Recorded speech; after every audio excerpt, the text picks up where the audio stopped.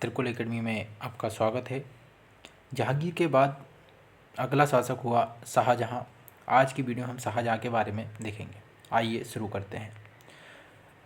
मोहम्मद शाहजहां, इसका शासनकाल 1627 से 1657 के बीच रहा। इसका जन्म 1592 में हुआ।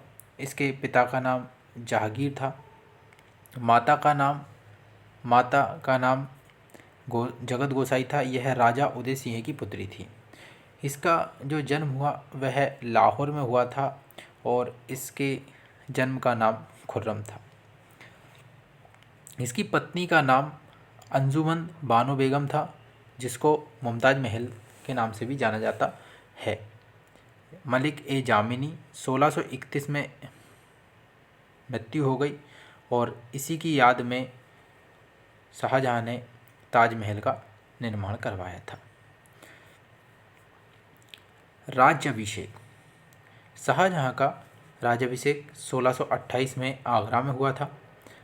इसने अपनी राजधानी 1628 में आगरा को बनाई, 1638 में दिल्ली को अपनी राजधानी बनाई और यमुना के किनारे शाहजहानाबाद की स्थापना की, जिसको पुरानी दिल्ली कहते हैं। ठीक है। और इसकी मृत्यु 22 जनवरी 1666 में आगरा में हो गई। आगरा के शाहजहां के काल को वास्तुकला का स्वर्णकाल कहा जाता है। इसके काल में निम्न निर्मित हुए, जिसमें दिल्ली का लाल किला, ताजमहल, मयूर सिंहासन, मोती मस्जिद आगरा में स्थित है, शीश महल लाहौर में और दीवान आम, दीवान खास, इनका निर्माण शाहजहां ने अपने काल में करवाया था। इसलिए शाहजहां के काल को वास्तुकला का स्वर्णकाल कहा जाता है।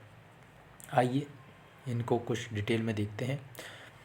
ताजमहल ये कहाँ स्थित है? ये आगरा में स्थित है।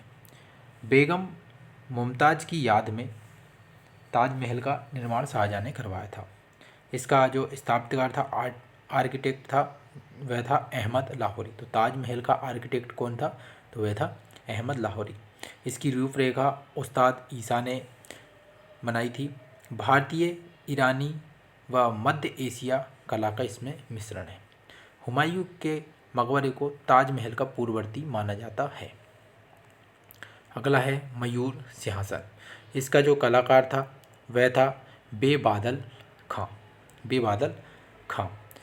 पितरा दुरा जड़ाऊ कला, यूनानी देवता आर्फियस का चित्रण है इसमें। ठीक है, किसमें? मयूर सिंहासन में। इसके बाद लाल किला कहाँ स्थित है? तो ये दिल्ली में स्थित है। ठीक है। इसके जो दरवाजे हैं, दो दरवाजे, एक है पश्चिमी दरवाजे, यह लाहौरी दरवाजे कहलाता है, और एक है दक्षिणी दरवाजे, ये दिल्ली। ठीक है। दीवाने आम और दीवाने खास ये भी लाल किले में है। ठीक है। इसके बाद मयूर सिंहासन, जिसको तख्त ए ताउस कहते हैं।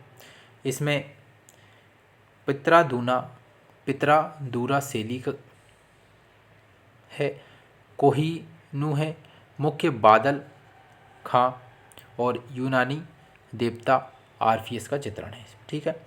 औरंगजेब ने मोती मस्जिद का निर्माण करवाया था और ये कहाँ पर स्थित है?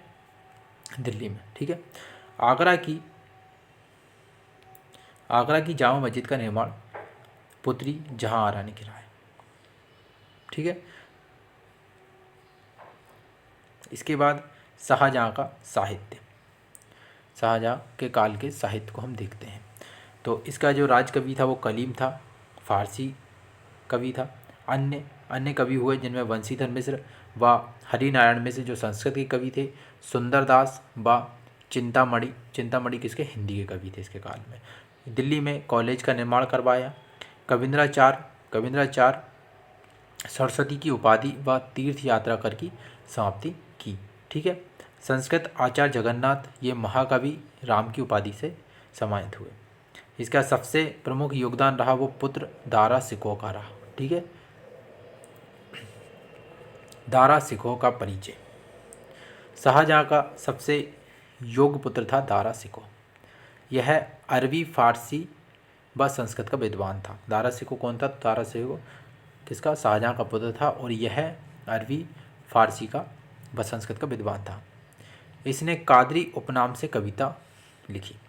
गुरु मुल्ला साहेब बदख्शी कादरी सिलसिला, और इसकी उपाधि थी वह लेनपुल ने इसको लघु अकबर कहा।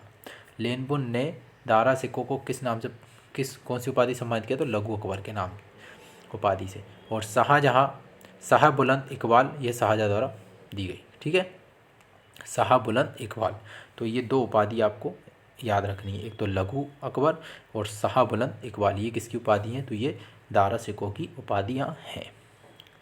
दारा सिकों का साहित्य, इसने प्रमुख साहित्य में अपना योगदान दिया।